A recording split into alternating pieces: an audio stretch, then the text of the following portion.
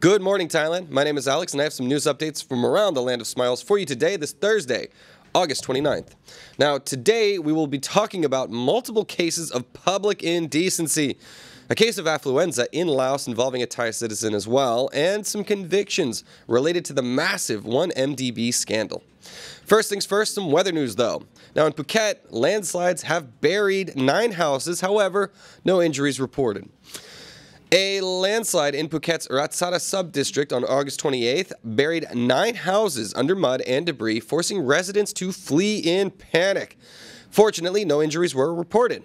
The incident occurred after heavy rains weakened the soil and on deforested mountains. Police and disaster response teams evacuated the area due to the ongoing risks of further landslides.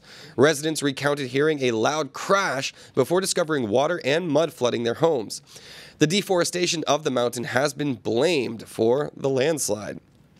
And this is what we talk about, guys, when we're talking about environmentalism or environmental awareness, deforestation. Those roots, those trees, that holds the mountain together. So if you start ripping them out and tearing down the trees, loosens the topsoil, makes it more prone to this kind of stuff. So the quick cash grab that comes from, knocking down trees ends up having a much larger cost down the line when the monsoon season comes. And now you got 9 houses buried. What's the cost of that? And who's going to pay for it?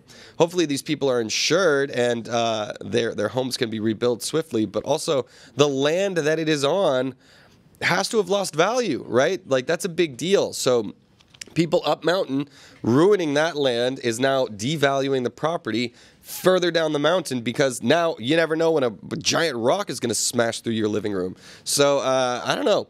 Hopefully the authorities in Phuket, or the officials in Phuket, are able to pass some regulations to make sure that these kinds of incidents are less likely to happen. Because right now it seems like I've done 2 of these stories in 1 week that, fortunately this one, no injuries reported, but the last one had several deaths. And that is a human cost that is too high to bear, I believe. We have some more weather news too, because it's not affecting just Phuket. Over the Mae Sa waterfall in Chiang Mai, it has been closed due to flash floods. More terrifying biblical stories. The Mae Sa waterfall in Chiang Mai has been temporarily closed to tourists due to flash floods, ensuring visitor safety. Officials are monitoring the situation closely with no injuries or reported property damage. The closure was announced on August 27th, and it will remain in effect until conditions improve. Meanwhile, the Ping River Basin Committee met to review water management strategies for the rainy season. Despite rising water levels in several reservoirs, there is still capacity to handle more water. That's good news. Flood watches are in place for certain districts in Chiang Mai. Well, this is a little scary to me. I was just at a waterfall about a week and a half ago, and they also have flash flood warnings in place, and we brazenly ignored them. Just kidding. There were not warnings in place at the time, but, you never know when it happens, because the rain doesn't have to happen where you are enjoying the waterfall. The rain can be happening upriver, upstream, and then all of a sudden it smashes through and you're in a drowning situation. So this is better. Like, I wanted to draw attention to this story because the authorities are playing it safe and making sure that tourists stay out of danger, even though it might be relatively safe conditions. They don't want to run that risk. So kudos to the Chiang Mai authorities for taking the hit on tourism dollars in order to ensure their safety. I don't know. Prevention is always a lot better than treatment when it comes to these kinds of things, I think. All right, our next story is a bit of a doozy, I guess. So if you got children watching, maybe cover their eyes. A Kuwaiti man has apologized for an indecent act on a Pattaya condo balcony. How indecent? Well, a Kuwaiti man in Pattaya has apologized after being caught masturbating on his condo balcony, which faces a school of all places. The incident occurred on August 27th when students noticed the explicit act, recorded it, and shared the video with local media. The man, unaware that he was visible, expressed remorse, insisting he had no intention of performing in public and had forgotten to close the curtains. A likely story. Police questioned the man, who apologized to the students, teacher, and condo owner. No charges were pressed, but he was warned to avoid such behavior in the future. Ew. Come on, dude. What are you talking? Like, if you look, the video's blurred, but the curtains are very clearly wide open. He's clearly pressed up against the window. I don't think that this is a very good excuse. One of the things about these, we've been reporting on Kuwaiti tourists behaving badly in Pattaya for a little while. I have to tell you, Kuwaitis, they are entitled, if they are natural born, to tons of money, okay? Their government issues like stipends regularly based on their oil revenue. So we have major cases of affluenza. These people that have so much money, they think they can get away with things. And here it sounds like no charges will be pressed. We've heard similar stories with Thai people, and charges definitely do get pressed. So I'm wondering if any money changed hands, allegedly, or anything like that. But pretty gross stuff, especially because it was facing a school. Ew, again. So this is exactly the kind of story I would like to see some justice, and not just an apology. Sure, remorse, that's good, but I'm not buying the story. Seems a little fishy to me. What do you guys think? Let us know in the comments, please. All right, that's not the only act of public indecency we're going to talk about today. So for the squeamish, prepare yourselves, brace. A tourist boat crew member's inappropriate act in Koh Lam has caused an outrage. Uh-oh. What kind of inappropriateness this time? A tourist boat crew member in Koh Lam, Thailand, sparked outrage after a video surfaced showing him doing what? Defecating into the sea in broad daylight. Come on, people, where's your shame? The video, which quickly went viral, raised serious concerns about the behavior of tourism industry personnel and the impact on the island's family-friendly reputation. The crew member, identified as Mr. Ohm, naming and shaming, admitted to the act, explaining that he experienced sudden stomach discomfort. He expressed regret and promised not to repeat such behavior. The incident has ignited debates on social media about the need for stricter hygiene practices and potential legal repercussions. Whoa, bro, I just had to take a look at that. Even with the censored thing, I don't want to be seeing that. Sorry, everybody, it's pretty disgusting. But yeah, broad daylight, shooting it out there in a heavily trafficked tourist area. I don't know what the solution is here. But it's not that. I feel like there's got to be, you need a bucket on the boat or something, because that is just wholly unacceptable. This is going viral, obviously, for all the wrong reasons. Again, no charges pressed. When nature calls, sure, but at the end of the day, ew. What do you guys think? Is this guy wholly in the wrong? Is this an emergency situation where you can have some empathy for the man? What would you do? Please let me know in the comments. Moving on swiftly from that one. Yeah.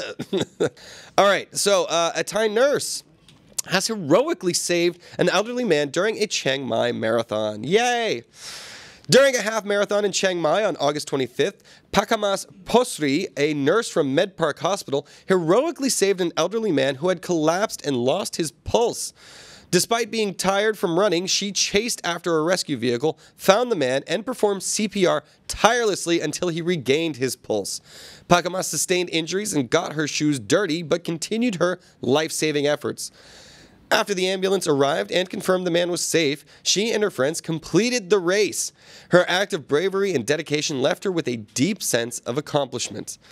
Well, talk about right time, right place, lady. I love this story. She's a full-on hero. They were trying to take him away, you know, rescuers. They were trying to drive him to medical experts. Well, she was right there. Imagine her running him down like, hey, wait. And they're like, lady, we got to take him to a hospital. She's like, wait, I am the hospital. So able to save the man, and then not only that, going to finish the half marathon as well. What a day. This lady is entitled to all the accolades that come her way. Kudos to her, and yeah, just a happy story for you. Sorry, had to get the taste out of your mouth from the last one. Ugh, sorry for that turn of phrase too. All right, anyways, love me a hero story, but we're going to move on to our last story for the Tiger today. For the love of not only Jay, but also Jason, all of the hog riders in the office today, we have some Harley-Davidson news, everybody. Now, Harley-Davidson, vroom vroom, I see you over there doing your blah, blah, blah, blah, blah, blah. Okay, so moving on. Harley-Davidson is shifting production to Thailand, but it's sparking an uproar.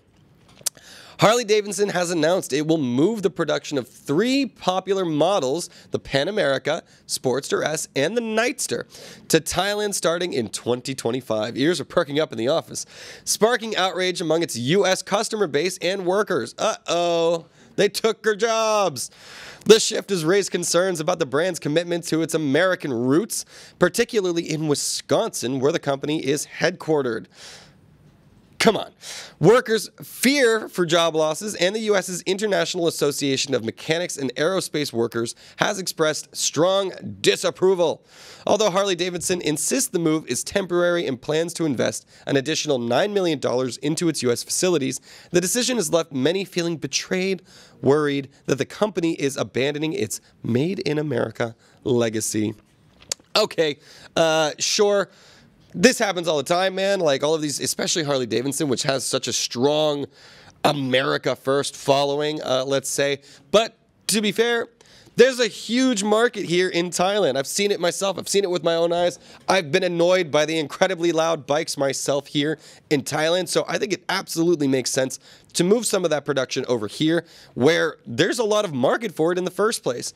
Typically, you see this with car companies anyways. They are built where they are sold, right? Like Toyota opens up companies in America, despite being a Japanese company first.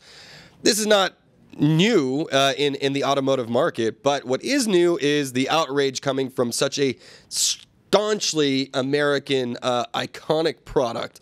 What do you guys think? Is this a fair move by Harley-Davidson, or should the Americans on those assembly lines be pissed off that they took their jobs?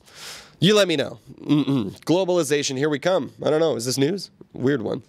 All right, cool. Well, that'll do it for our Thailand section of the news today. We're going to move on into our ASEAN Now section. And our first story is a bit of a serious one, and it's reminiscent of stories that we've heard in America before. And it also involves Thailand, too. We're heading over to Laos, though, where a Lao teen driver has caused a fatal accident, and the public is now demanding justice. Lao netizens are demanding justice after a 17-year-old from a wealthy family, his name's Surapon, caused a fatal car crash that killed a Thai man named Phu in Laos. The incident, involving a white Ferrari, has sparked outrage on social media, with many fearing the family will use their wealth to avoid legal consequences. Netizens criticize the lack of accountability, questioning how such a young person could even own a luxury car, and voicing concerns over the fairness of the legal system. Thai commenters expressed gratitude for the support from Lao citizens, hoping justice will be served despite the family's influence. Now, in America, we had a case like this, a case of what we called affluenza, as the young man's legal defense argued. He was so rich he couldn't understand the consequences of his actions, and eventually got sprung from a drunk driving incident that killed like up to 4 people. Can't remember the name. If anybody remembers that name, please let me know in the comments. But it seems like that is what is at risk here in Laos. Now, he was a 17-year-old kid. Question is, what's a 17-year-old kid doing with a freaking Ferrari? That's also causing some outrage as well. But what will be the consequences? This is definitely old enough to know the right and wrong of the situation. Was he driving recklessly? Was he under the influence? These are still questions that remain to be seen. But also, you know, reputationally, it seems like the public verdict is in. So these are all allegations, of course, but a man is dead. So they're very serious, and we need to figure out exactly what happened here and exactly how justice will be meted out, because it seems like there's a lot of concern that money will be able to buy this kid out of the consequences of his action.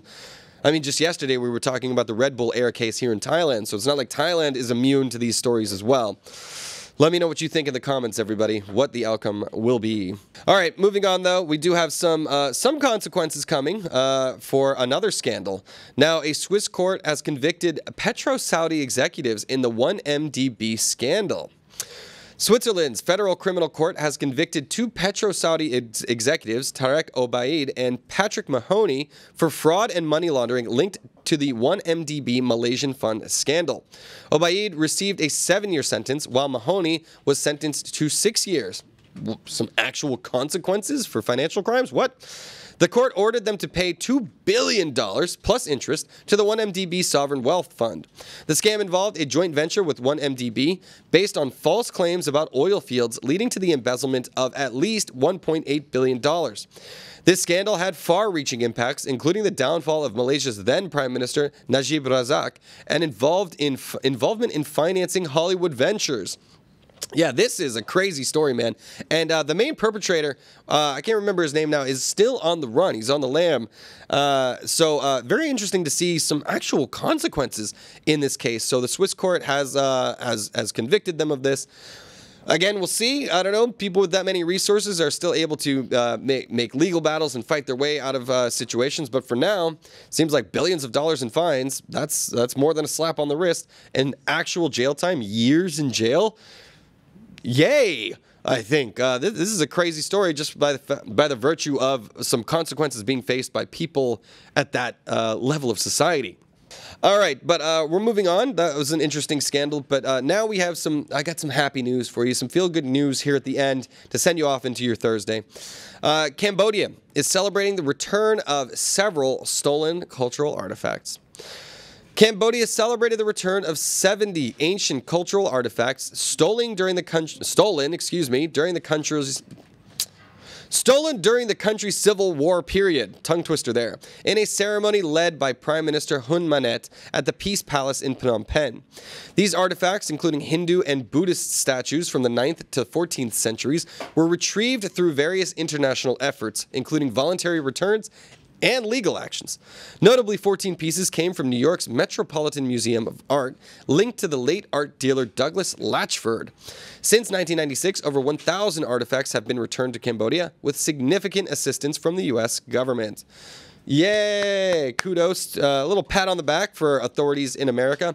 This is a big problem. Private dealers use artifacts and art as like basically high-end Pokemon trading cards, okay, everybody? They assign all sorts of value to them. They sell them, resell them, write them off for tax purposes in order to hide their money all over the world and avoid actually paying up to their governments where they should be. So anyways, I'm glad to see that authorities in America are able to help the Cambodian government repatriate these artifacts so they can populate their own museums and provide a lovely tourist attraction for people who want to go to Cambodia. You know, everybody talks about Angkor Wat, the killing fields, if you really want to get depressed, but it's important to repatriate these things so that there's more that the Cambodian tourism authorities are able to use to attract new customers. You know, I still haven't been to Cambodia myself. I think I've only crossed the border once really quickly, but I am dying to go, and this will be something that I would love to go and see. All right, we're moving on to our last story of the day. If we have Blackpink fans in the house, Lisa fans in the house, I've got some news for you. An AirAsia cabin crew entertained passengers with an in-flight concert. AirAsia's cabin crew in Kuala Lumpur surprised passengers by turning a routine flight into a lively concert, performing Blackpink Lisa's hit Rockstar and Lady Gaga's applause. The high-energy performance delighted passengers and quickly gained praise on social media. Lisa's Rockstar music video, released in late June, has been a massive success with over 67 million views on YouTube. The song marks Lisa's first solo venture, generating significant fan excitement, including a viral TikTok dance by a Thai student and a fan getting a Lisa Rockstar tattoo, believe it was across the head, after participating in the video shoot. Cool. Lisa for president. Let's get her in the Prime Minister office here over in Thailand. I think that's the only thing we can all agree on. What a superstar. Funny, I love it when flight attendants and everybody, they don't take their job too seriously. I come from America, where our flight attendants and flight crews have notoriously been grumpy for many, many years, and I love seeing, when I'm flying around in Asia, people making jokes, cracking jokes, or even in this case, doing a surprise concert routine. You got to admire the effort they put into it. So, yeah, what do you guys think? Would you enjoy such a concert on your airplane, or would you just pop the headphones in and do your own thing? Let me know what you think in the comments, everybody. All right, let me wrap up the show before I get into the comments. That'll do it for the news today, guys. You can always go to thetiger.com for more updates throughout the day. A lot of weird stuff happening these days, so it's important to stay up to date and informed. Also, join the conversation. ASEANnow.com is the largest expat forum here in Thailand, and it is quickly growing throughout the entire region. So if you want to see you guys in the comments over here, in the live chat section over here, if you want to keep the conversation going, head over to ASEANnow.com, make an account, and start letting us know what you think. There's all sorts of fun threads, and also you can check out fun things to do around Thailand and the greater region as well. That'll do it for today. I'll get into the comments now, shall we?